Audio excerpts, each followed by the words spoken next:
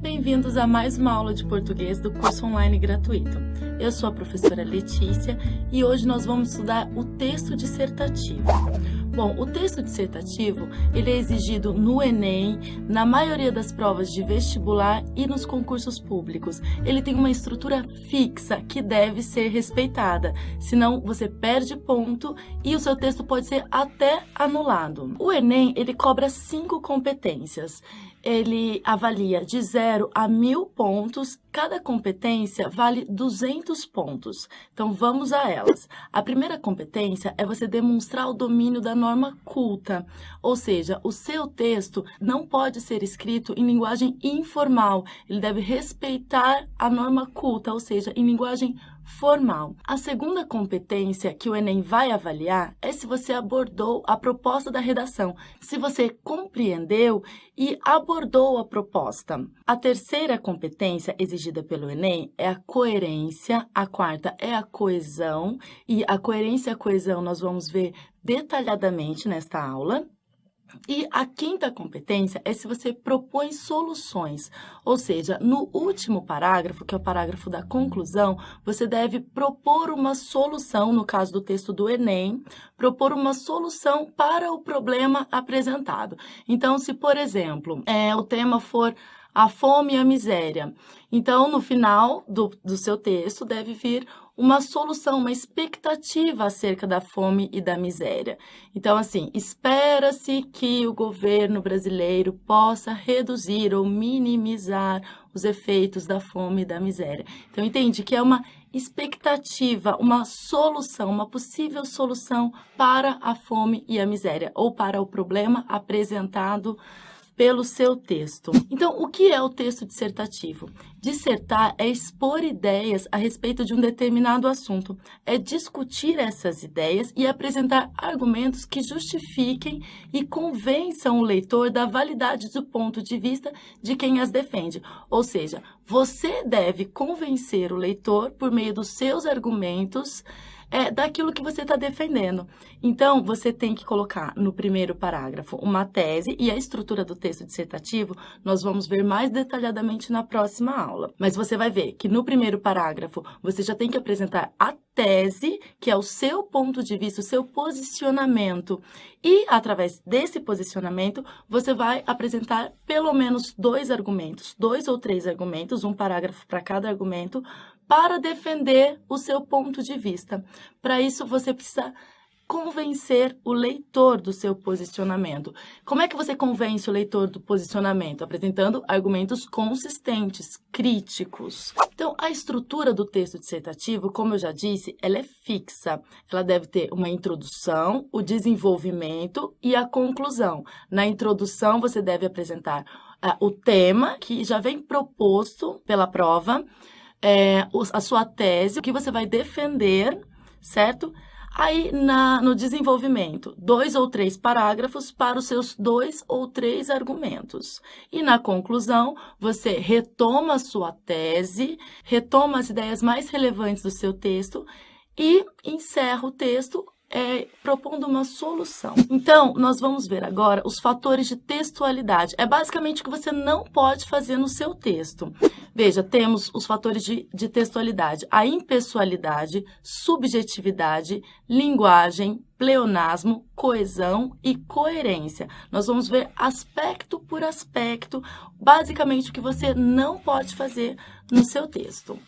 Então, o que é impessoalidade? Impessoalidade é você se afastar do seu texto. Você não pode usar a primeira pessoa, nem a do singular, eu, nem a do plural, nós. Professora, mas como é que eu vou dar a minha opinião sem usar o eu?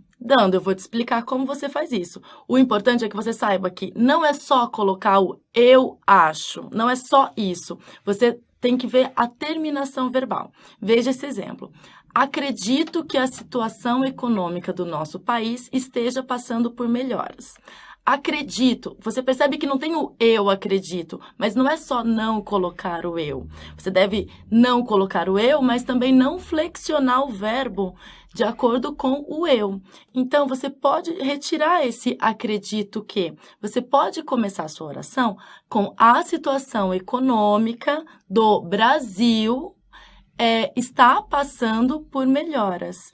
Por quê? Esse acredito, ele indica uma subjetividade no seu texto, está mostrando que o seu texto está pessoal demais. E o texto dissertativo, ele deve ser impessoal, não apresentar nem a primeira pessoa do singular e nem do plural. Veja, quando eu digo nosso país, eu estou falando nosso e eu me incluo. É a primeira pessoa do plural, não é? Por isso, eu posso tirar. E a oração fica tranquila, perfeita com a situação econômica do Brasil está passando por melhoras. Você dá o seu ponto de vista, mas não entra na pessoalidade. Então, você se mantém impessoal, mantém o seu texto impessoal, que é uma característica exigida pelo texto dissertativo. Outro fator é a subjetividade. O texto, ele deve ser objetivo o tempo todo. E algumas coisas ferem essa objetividade do texto dissertativo. Quando nós colocamos assim no nosso texto, sabemos que o homem vem destruindo a natureza. Duas coisas acontecem aí. Primeiro, você usou a primeira pessoa do plural, nós sabemos. Segundo, você está um pouco que forçando a barra para o corretor estar na sua opinião também. Então, você pode tirar esse sabemos que o homem, pode começar a frase com o homem vem destruindo a natureza. Não precisa colocar o sabemos por dois motivos. Primeiro, porque ele está na primeira pessoa do plural. E segundo, porque você está dizendo que todo mundo sabe. E se o corretor não souber dessa informação? E aí, como é que faz? Então, não é todo mundo que sabe. Isso nós chamamos de muleta argumentativa. Nós não sabemos como começar, como apresentar o nosso argumento, e aí a gente quer a opinião de todo mundo junto. Todos sabem, sabemos, é notório, é sabido, sabe-se que, pode-se notar que. Tá vendo que qualquer uma dessas muletas argumentativas que eu colocar no começo da frase, eu posso retirar sem prejuízo de sentido para a frase? Eu posso. E aí, se eu posso retirar, então quer dizer que não faz falta para o meu texto. Então, eu posso começar, o homem vem destruindo a natureza tranquilamente. Não preciso colocar que todo mundo sabe, já que todo mundo sabe mesmo, não é? Bom, o outro fator do texto dissertativo é a linguagem.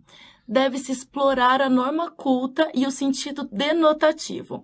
Então, o que é o sentido denotativo? Diferentemente do sentido conotativo, o sentido denotativo é o sentido literal, é o sentido do dicionário, enquanto o sentido conotativo é o sentido figurado.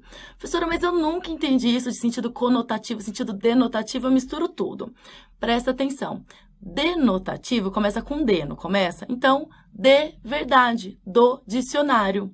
Então, literalmente, e o sentido conotativo é o outro, é o sentido figurado. A palavra literalmente, várias vezes a gente vê mal empregada, ou a gente escuta muito mal empregada. Já ouviu alguém falar assim, quando está chovendo muito? Tá caindo o mundo, literalmente. A pessoa, na verdade, quer dizer que está chovendo muito. E aí ela usa o literalmente para intensificar a chuva. Mas está errado, porque se estivesse caindo o mundo literalmente, estaríamos todos mortos. Literalmente, só se o mundo estivesse caindo mesmo. Então, literal é o sentido denotativo. E o sentido conotativo é o sentido figurado. E quando eu digo que está caindo o mundo, eu estou usando o sentido figurado. É uma figura de linguagem.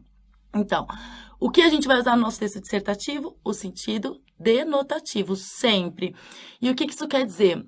Quer dizer que você não vai usar palavras como a luta contra o tráfico, a luta contra a desigualdade social, a guerra contra a miséria. Você exclui essas palavras do seu texto dissertativo. Ai, professor, então o que eu coloco? Em vez de colocar a luta contra o tráfico, a luta contra a miséria, você coloca as ações do governo para inibir o tráfico, a miséria. Tá vendo que sempre tem uma opção no sentido denotativo? Então, o sentido figurado você esquece, deixa o sentido figurado para usar lá na sua casa com seus amigos. Não usar ditados, frases feitas, nem entre aspas, não vai usar, nem entre aspas. Então, por exemplo, outro dia eu vi num texto, o rico cada vez fica mais rico e o pobre cada vez fica mais pobre. Aí eu pensei, só falta colocar entre aspas e citar aquele grupo antigo, as meninas, né? Sim, mas você não vai colocar que o rico cada vez fica mais rico, nem o pobre cada vez fica mais pobre.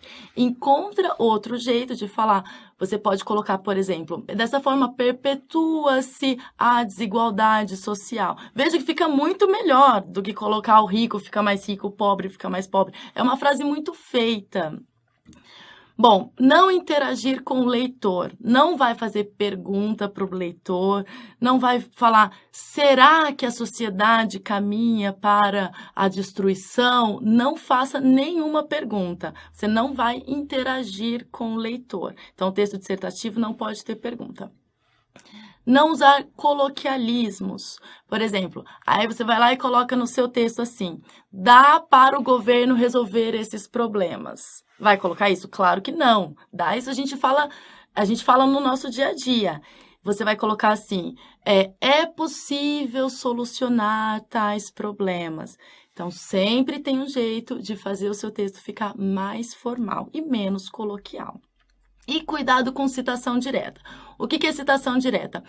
Eu lembrei de uma frase de um filósofo e eu tenho certeza que eu sei ela inteirinha. Eu vou lá, abro aspas e cito esse filósofo. Tem que tomar muito cuidado. Por quê? Porque o corretor não tem certeza se aquilo que você escreveu é exatamente o que o filósofo disse. E ele não vai consultar para ver se aquilo é verdade. Então, ele pode tomar aquilo que você escreveu como falso. E aí você perde ponto. Então, o que você vai fazer? Lembrou de alguma coisa, de alguma citação que você queira fazer? Faz citação indireta. Então, de acordo com fulano, nananana, reproduz com as suas palavras. Não precisa colocar exatamente, porque na hora da prova você não dispõe de material de consulta. Então, se você não dispõe de material de consulta, nós não saberemos se o que você escreveu é fiel ao que o autor disse.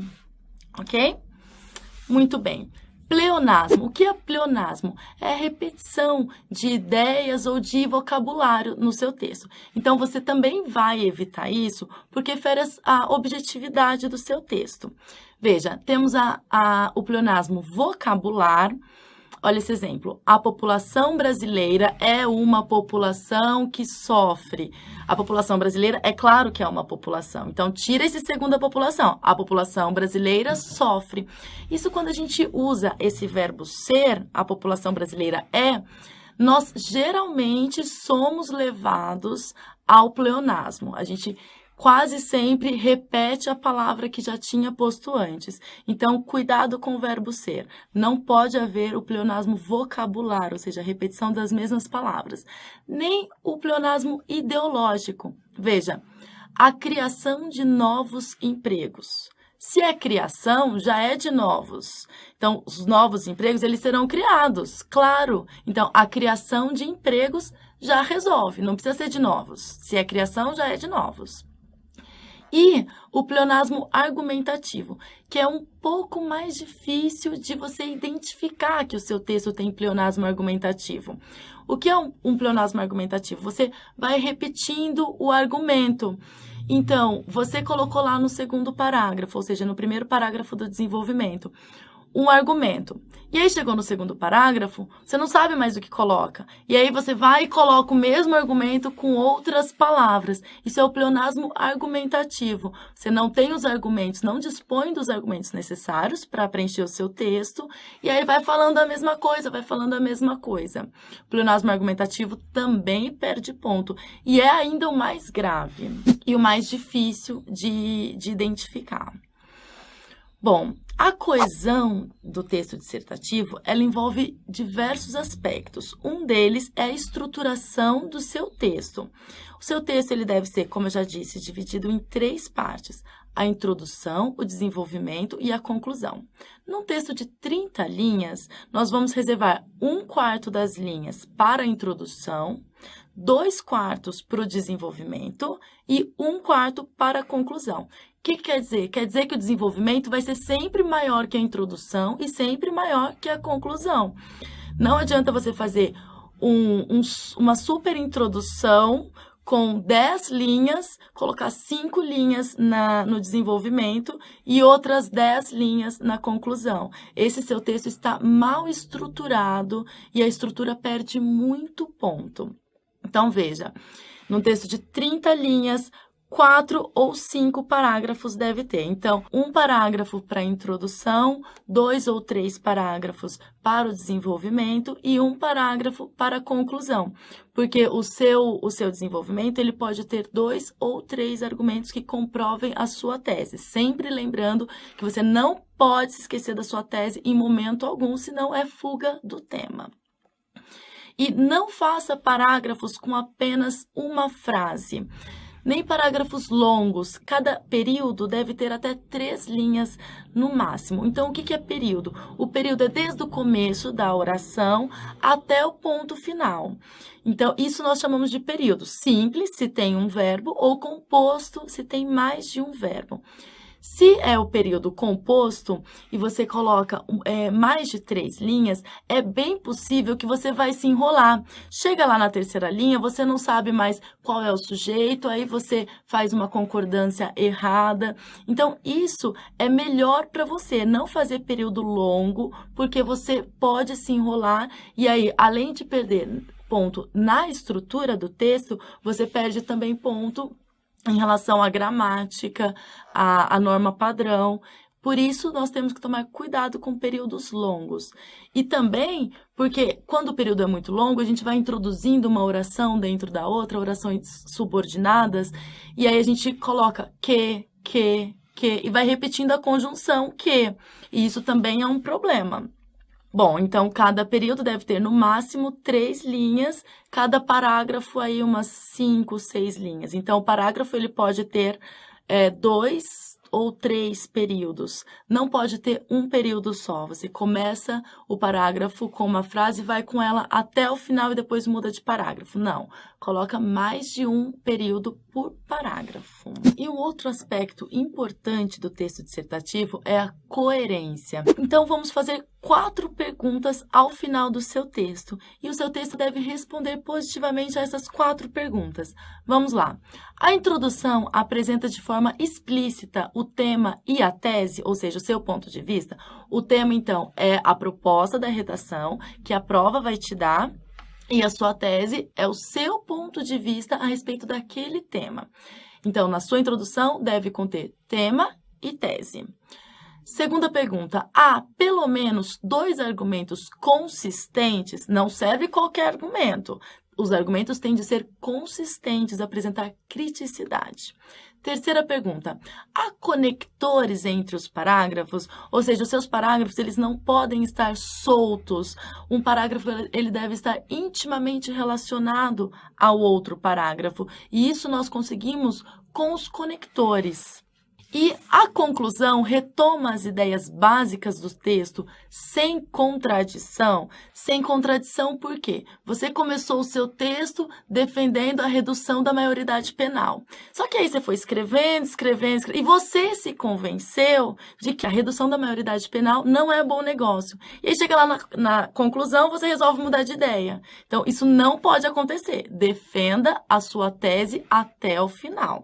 Ao final do seu texto, faça essas 4 perguntas e elas são importantes. Se a resposta for positiva nessas 4 perguntas, o seu texto tá no caminho certo. Essa foi a primeira parte da aula sobre o texto dissertativo. Nós faremos uma aula sobre a estrutura do texto dissertativo e vamos ver separadamente introdução, desenvolvimento e conclusão, para que o seu texto possa ficar perfeito ou pelo menos próximo do perfeito.